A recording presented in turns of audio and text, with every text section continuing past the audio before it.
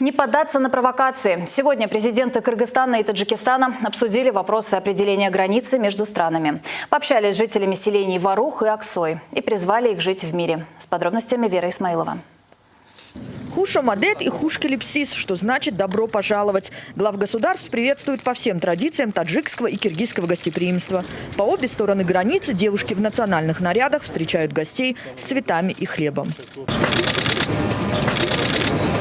На встрече с жителями приграничных селений президенты говорят о культурных связях и исторической общности. Дружественные отношения важно сохранять. Они заверили, вопросы правового оформления линии государственной границы являются важнейшими в межгосударственных отношениях двух стран.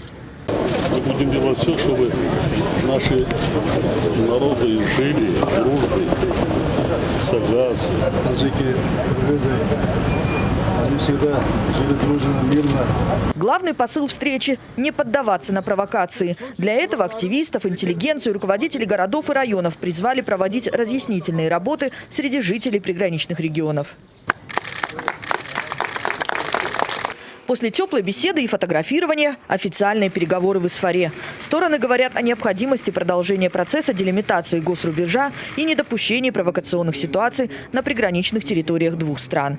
Для завершения делимитации и юридического оформления границы договорились продолжить переговоры на уровне правительственных комиссий.